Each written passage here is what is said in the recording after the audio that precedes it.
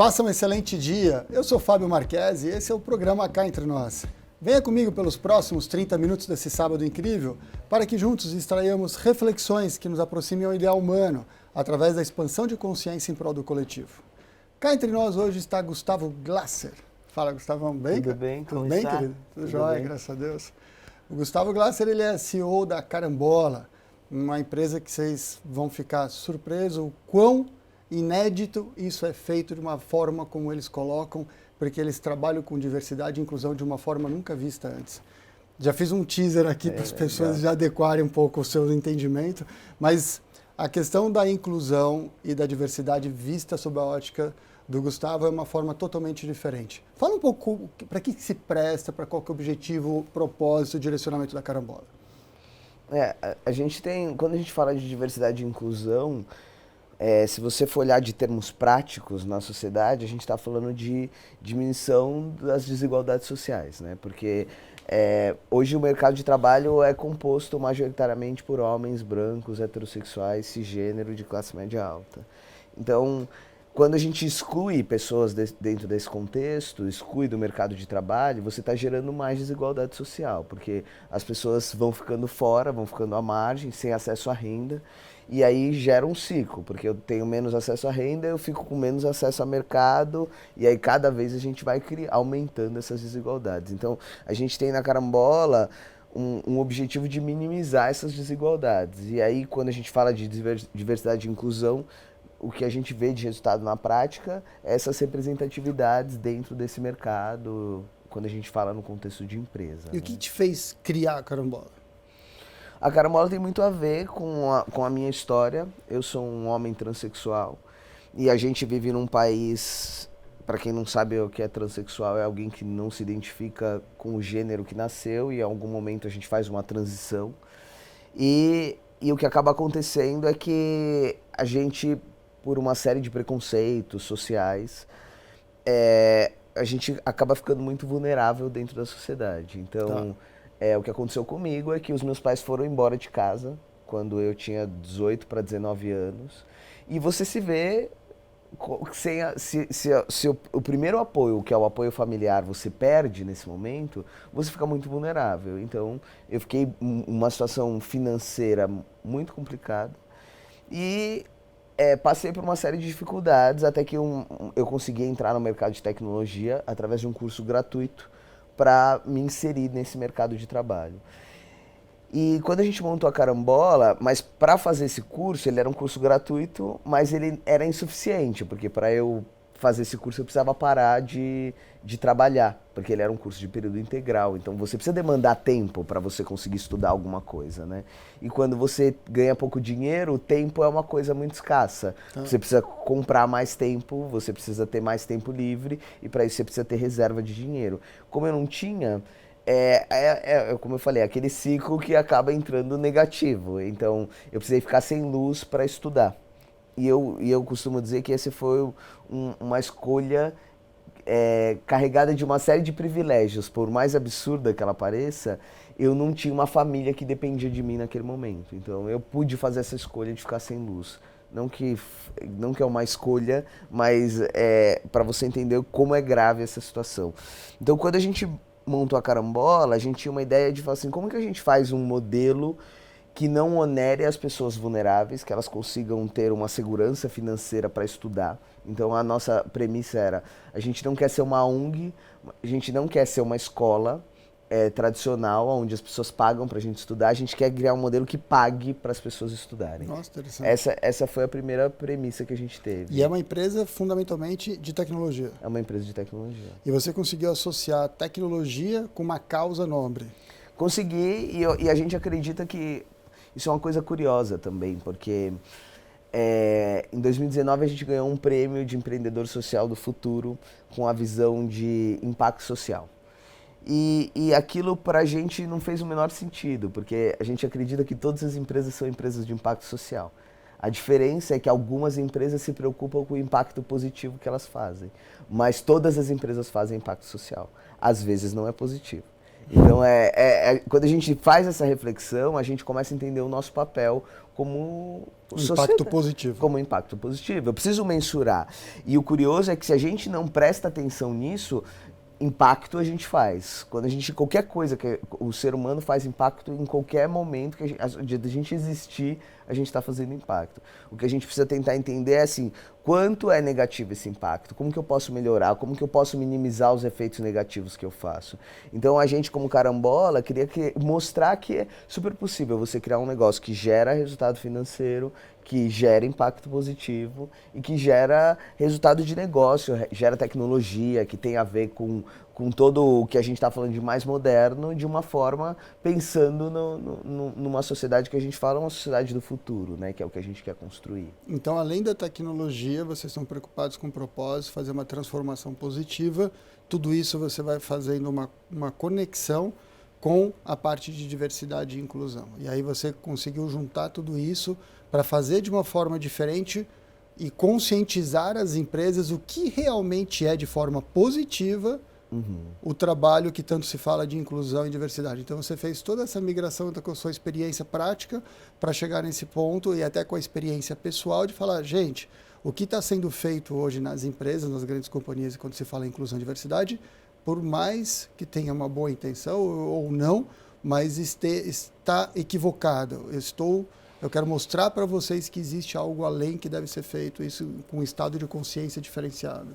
Eu não acho nem que está equivocado, eu acho que a tecnologia traz uma possibilidade nesse tema que a gente nunca viu antes. Porque se a gente for olhar a nossa história, quando a falta de tecnologia faz a gente criar mecanismos para resolver determinados problemas. E quando a tecnologia vai aparecendo, a gente vai achando outras formas de resolver esse problema. Então, a gente tinha modos de identificar, por exemplo, de padronizar o comportamento humano, por exemplo, como as escolas. Então, como que é a escola? Eu tenho uma aula feita para 50 alunos. Se eles aprendem diferente ou igual, a escola corta como? Com a nota. Então, se você foi mal, você precisa de reforço para você... Significa que aquele aluno é um mau aluno? Muitas vezes não. Muitas vezes significa que ele não aprende daquela forma. A gente fala que dentro da carambola a gente não pode tratar igual os desiguais. A gente precisa tratar diferente. Mas como que a gente faz isso sem tecnologia? É impossível, porque eu não posso ter, por exemplo, um professor que atenda a necessidade de 50 alunos diferentes. Mas a tecnologia consegue fazer isso. Legal. E aí a gente abre uma oportunidade para tratar a diversidade de uma forma diferente. Do nosso ponto de vista, a gente ainda está caminhando em relação a um processo de letramento sobre o que é diversidade e inclusão. E a gente está aprendendo sobre isso, ninguém tem uma resposta. Mesmo a gente na Carambola, que trabalha com isso, que olha para isso todo dia, a gente não tem clareza de quais são os problemas que a gente vai resolver. A gente sabe daqui a 10 anos quais vão ser esses problemas e como a gente vai resolver. A gente tem clareza do problema que a gente tem hoje e tem usado algumas estratégias, apoiado por tecnologia, para tentar transformar esses problemas que a gente tem. Então, nesse sentido, o mercado ainda está numa fase de letramento, a gente ainda está engatinhando no que é esse assunto. Então, a gente está levando, e é importante, mas insuficiente. Tá. Então a gente precisa dar um segundo passo. E é esse passo que a gente está tentando fazer na Carambola. É tentar tangibilizar para dentro do negócio, porque no momento, para qualquer assunto, a gente passa por uma coisa de sensibilização. Então eu preciso falar que é importante. E por que é importante? E não só importante, é importante e é urgente. Por quê? Porque as pessoas, a desigualdade dos grupos mais vulneráveis, e quando a gente vai falando, tem os aspectos da interseccionalidade, por exemplo. As mulheres, quando a gente olha no aspecto binário de homens e mulheres no mercado de trabalho, as mulheres ainda estão longe de cargos de liderança, ainda estão longe em relação ao salário. Quando você acrescenta uma outra camada, por exemplo, de raça, uma mulher preta está mais longe que uma mulher branca. E aí você vai acrescentando essas interseccionalidades. Tá. Quando a gente acrescenta muitas delas, por exemplo, uma mulher transexual, preta, com deficiência, você consegue imaginar o quanto distante ela está do mercado de trabalho e quanto distante a gente está de lidar com esses aspectos. Porque eles vão se combinando. E aí é essa estratégia que a gente usa. Como é que a gente vai... a gente tratava muito as estratégias entre homens e mulheres, entre brancos e pretos, entre pessoas com deficiência e pessoas sem deficiência. E quando isso tudo se combina, como é que a gente faz? E será que é a mesma coisa um homem com deficiência e uma mulher com deficiência? Quais são os aspectos que estão ligados dentro disso? E aí com toda essa tecnologia que a gente está falando de volume de dados, análise de dados, inteligência artificial, você começa a conseguir correlacionar isso de uma forma que você nunca conseguia antes. Você vai criando um ponto de intersecção para poder ver aonde que está o ponto de atenção.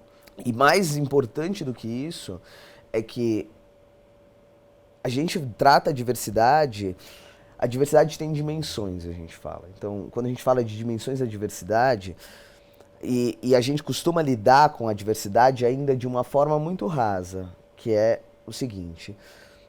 E eu acho que isso causa uma confusão muito grande na cabeça das pessoas, porque quando a gente começa a se aprofundar do assunto, você começa a perceber que é muito mais complexo. Então, por exemplo, a diferença entre uma pessoa branca e uma pessoa preta, por exemplo, tem muito menos a ver com o fenótipo, com o que está por fora, e muito mais a ver com os aspectos socioculturais.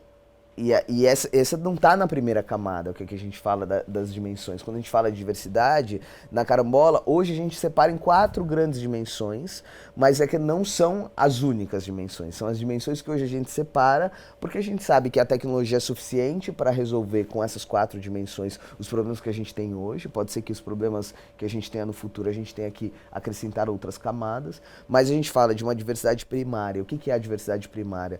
Aquelas coisas que são dadas para a gente que a gente não tem como mudar, que é a nossa idade, nossa identidade de gênero, nossa orientação sexual, a nossa raça.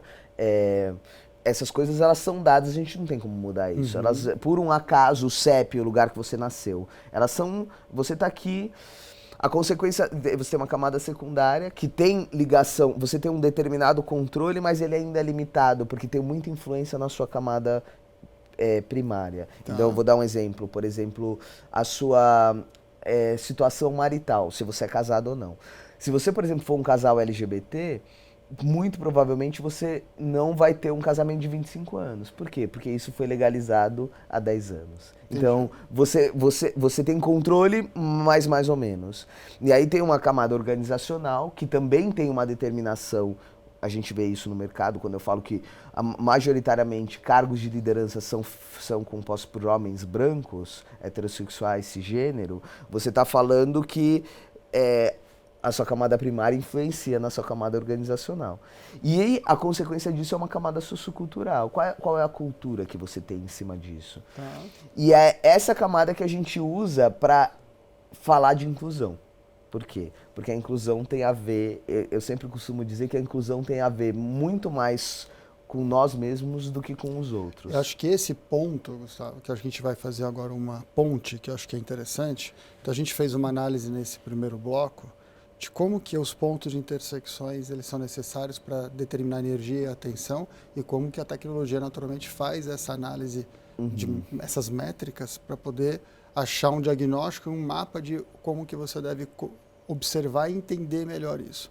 No segundo bloco, vamos falar sobre essa questão da inclusão, que eu gostei muito quando a gente conversou antes, e como que isso é o impacto positivo ou analítico da própria pessoa que está querendo trabalhar com inclusão. Então, acho que vamos partir desse momento no segundo bloco. Em 2 minutinhos a gente volta no programa Cá Entre Nós aqui com Gustavo Glasser, CEO da Carambola. Até já.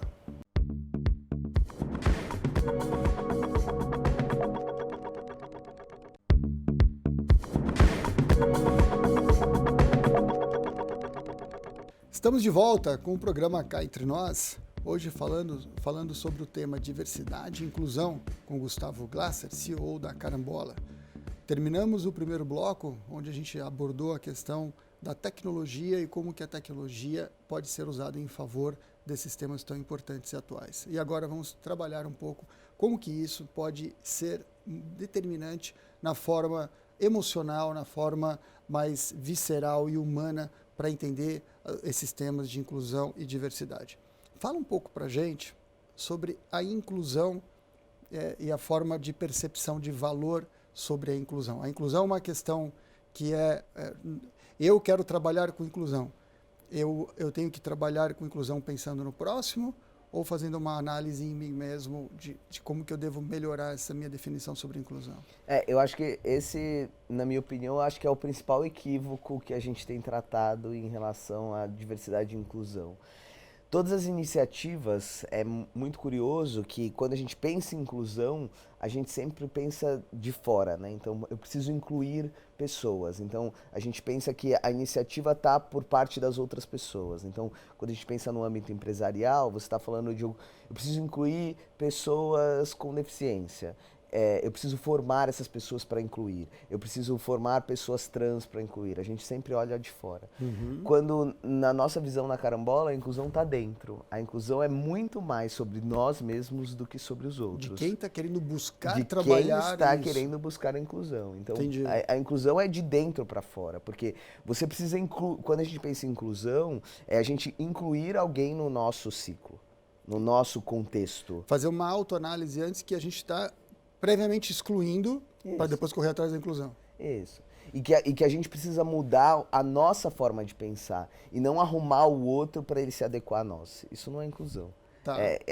A inclusão é você entender que o outro tem as suas diferenças, as suas peculiaridades, a sua identidade, e para você incluir, você está buscando que você vai abrir para a inclusão. Então é um processo muito mais interno.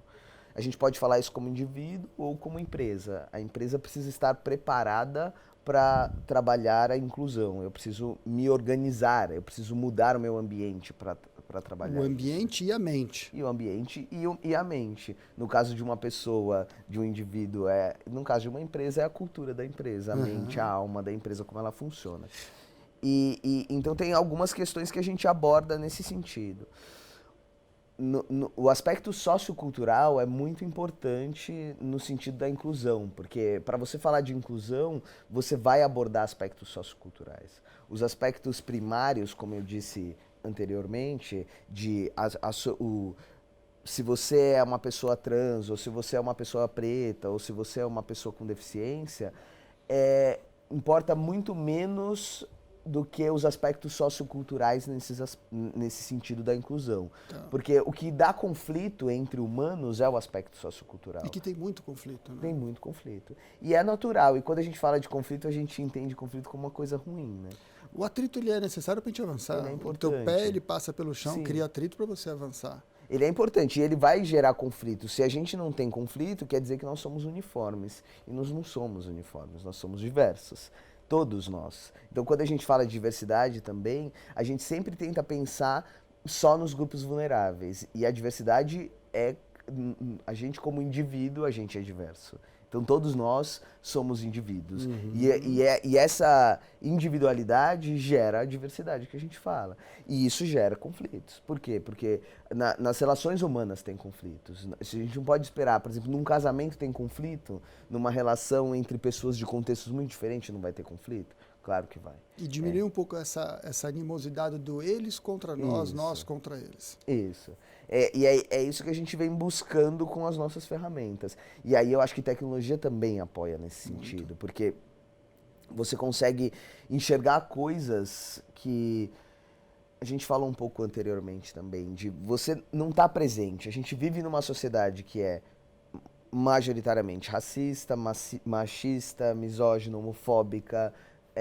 A gente tem esses aspectos dentro da sociedade. E é muito difícil você estar alerta o tempo todo para bloquear esses comportamentos dentro do nosso dia a dia. Por quê? A partir do momento que você entra no automático, e a gente entra no automático várias vezes no nosso dia a dia, você vai repetir comportamentos que não necessariamente você concorda ou você acredita, mas você repete porque eles estão na nossa volta o tempo todo. Então, desliguei do momento presente, desliguei da atenção, eu vou repetir comportamentos que não... Mas você não luta contra essa situação. O que é interessante, que eu valorizo demais, é que você vai na fonte para ajudar na transformação de dentro para fora. Você não luta contra, você não cria uma rivalidade, uma animosidade para criar uma guerra. Você constrói de uma forma favorável para trabalhar na mente e no coração das pessoas, para aquilo que a gente conversou sobre você levar as pessoas a um entendimento melhor sobre o ideal humano, para daí eu começar a perceber dentro de si que nós excluímos antes da gente pensar em trazer a inclusão. Eu acho que sim, mas eu tenho uma visão talvez um pouco... Eu me sinto num conflito pacífico, mas num conflito. Então, não deixa de ser uma guerra. As armas são diferentes. Não são todas as guerras que precisam de conflitos agressivos. As guerras podem ser lutadas de outras formas. Tem outras formas de vencer guerras. Então, a gente acredita que uma forma... assertiva, muito mais assertiva, e não é uma forma pacífica no sentido de apagada, não, ela é uma forma pacífica no sentido de uma luta muito assertiva e muito com um objetivo muito certo. Então, as pessoas são diferentes. Então não é todo mundo que tem a mesma compreensão. E a gente é fruto da sociedade que a gente vive, a gente é fruto do meio que a gente vive. É tão fato isso que se você viajar para países diferentes, você percebe culturas muito diferentes, porque aquele contexto, aquele conjunto de pessoas criou uma série de regras. Essa guerra não violenta que você fala é o princípio até do Bhagavad Gita, aquele conto indiano que mostra como que a gente tem que lutar nós mesmos com os nossos valores para nos tornarmos seres humanos melhores. Sim. E isso volta para o que você falou. É incrível. É uma guerra, mas é muito mais de você mostrar para as pessoas que elas têm uma guerra interna, para elas poderem trabalhar isso dentro dela, para poder fazer uma transformação de dentro para fora. E com isso você transbordar e criar uma harmonia entre os diferentes. E eu acho que tem uma coisa curiosa também, que quando você me fala isso, como eu disse, é urgente. A luta pelas desigualdades sociais, ela é urgente. Ela é o que vai determinar a forma que a gente vai continuar existindo nos próximos anos. Porque não é mais aceitável a gente... por isso que eu falo, é pacífica, mas é urgente. A gente precisa trabalhar nisso. E o que a gente entende é que não são todas as pessoas que... tem um ambiente favorável a ter uma compreensão. Por exemplo, quando a gente está morrendo de fome, não dá para a gente ter uma compreensão sobre nós mesmos. A gente está morrendo de fome. E aí, quando eu falo, isso é tratar... não tratar iguais os diferentes. Eu não posso chegar e esperar uma elevação de consciência de pessoas que estão morrendo de fome. Você vai tratar a elevação de consciência através de comida. Você vai dar o que é a necessidade mais premente para ele. Eu vou resolver aquele problema com a necessidade que aquele problema precisa. E quando a gente fala de diversidade e inclusão, eu acho que esse é o principal ponto. A gente precisa aprender a entender quais são as urgências de cada um dos aspectos. E aí começar a falar de equidade, que eu vou determinar o que é diferente. Então, se eu vou assistir tem uma foto que tem um murinho assim, que é uma pessoa mais baixa, uma média e uma mais alta. E aí eu falo, não adianta eu dar um banquinho igual para todo mundo. Eu preciso, para mais baixa, ter um banquinho mais alto, para que ele consiga enxergar da mesma forma que o mais alto. E a tecnologia favorece isso. E a tecnologia favorece isso. E você criou um algoritmo que faz uma parametrização de valor para criar um ponto de intersecção nesse. Isso aí eu achei muito interessante. O que a gente faz na Carambola para determinar a gestão de conflitos, que quando a gente está falando de gestão da diversidade, a gente está falando de gestão de conflitos. E como que a gente minimiza esses conflitos que eles são naturais e que eles nunca vão acabar. A gente vai continuar trabalhando com ele. A gente faz um mapeamento de valores de cada indivíduo, e esses valores eles vão mudando conforme a nossa situação de vida. Assim que eu resolvi o problema de comida, eu vou perceber que existem outros problemas que eu preciso resolver, e a gente vai evoluindo infinitamente nesse aspecto. Mas, por exemplo, um exemplo que eu costumo dizer, quando a gente fala de força, e aí imagina se de uma forma simples isso já causa uma confusão enorme, e eu perguntar, por exemplo, para uma pessoa, o que é para você força? Ela pode falar que é espiritualidade, que é resiliência e que é força física. Elas estão falando exatamente da mesma coisa, mas de níveis de complexidade diferentes. Está num estado de consciência diferente. Num estado de consciência diferente. E o que a gente fez? A gente conseguiu fazer um algoritmo que identifica esses estados para conseguir mapear, por exemplo, se a gente estiver falando de um determinado valor, por exemplo, como força, e eu estiver falando de força física e você de espiritualidade, a gente vai ter que minimizar esses conflitos, porque eles vão acontecer. E aí, dentro de um ambiente de trabalho, quando você faz isso, você potencializa o resultado infinitamente. Por quê? Porque aí eu tô efetivamente trabalhando com a potência da diversidade. Porque quando eu trabalho com a diversidade, esperando unificar todo mundo ao mesmo padrão, eu não estou trabalhando com a diversidade. Eu estou falando da diversidade do fenótipo, da diversidade primária. Mas eu não estou colhendo a potência da diversidade sociocultural, que é isso que gera valor para o negócio. O que gera valor é a diversidade sociocultural. A sua idade é só uma forma de contar. Mas quando você determina o que é a diferença de uma pessoa jovem e uma pessoa velha, é o aspecto sociocultural. E aí você vai trabalhar isso. E quando você consegue fazer isso, a potência é infinita. E é isso que a gente vem tentando trabalhar dia a dia. E quando você fala potência transformadora mesmo, de elevação. De resultado, de transformação, de impacto social. Porque aí a gente começa positivo. Positivo. De impacto social positivo. E junto às empresas, que é o que vocês entregam, isso para despertar essa consciência dentro das empresas, nas pessoas que estão ocupando os cargos de liderança e de transformação. E esse é o caminho que vocês navegam, que eu vejo que não existe... Eu nunca tinha ouvido alguém falar de diversidade e inclusão como você fala, Gustavo. Isso é a verdadeira transformação, que eu acho que vai levar as pessoas que estão nos assistindo a um estado de consciência diferente sobre esse tema. Eu acho que esse é o caminho que nós devemos conduzir. E a tecnologia, junto com isso, é o que faz com que você crie isso em larga escala. Sim. Vocês pensaram nessa forma, né, de fazer isso de larga escala? É o que a gente acredita, né? Essa transformação, ela é tão urgente e importante que a gente precisa fazer numa larga escala. E eu acho que é essa potência que eu acho que a gente nunca teve numa mudança de paradigma como a gente está agora, de poder aproveitar a tecnologia para fazer transformações sociais positivas como a gente fez. Eu acho que é uma nova revolução. E a gente sabe disso, é uma nova revolução. E eu acho que a gente tem uma oportunidade de usar essa revolução para fazer um impacto positivo e criar o que a gente fala a gente costuma dizer do futuro do trabalho, né? E pra gente o futuro do trabalho, então quando a gente se posiciona, a gente fala, a gente é uma plataforma de gestão do futuro do trabalho. Por quê? O que é o futuro do trabalho? O futuro do trabalho é diverso, inclusivo, colaborativo e abundante. O que é abundante? A gente está falando dessa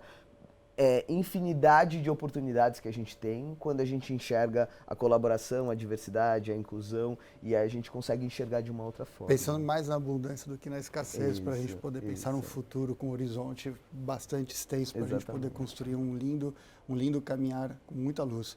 Obrigado pela sua contribuição, querido. Obrigado pelo trabalho que você desenvolve. Obrigado por jogar luz sobre um tema tão delicado e difícil das pessoas entenderem, e você consegue colocar isso com bastante clareza e melhor, com efetividade prática. Obrigado, Gustavo, obrigado, prazer, viu, meu cara? Obrigado. Muito obrigado a todos vocês que estiveram conosco aqui nesses 30 minutos do Cá Entre Nós, falando sobre diversidade e inclusão com Gustavo Glasser, CEO da Carambola. Espero vocês no próximo Cá Entre Nós, aqui na Band. Obrigado a todos vocês que estiveram aqui com a gente, o Péricles, o Lucas. Muito obrigado pela contribuição de todos. E no próximo Cá Entre Nós estaremos juntos novamente daqui uma semana. Um abraço a todos.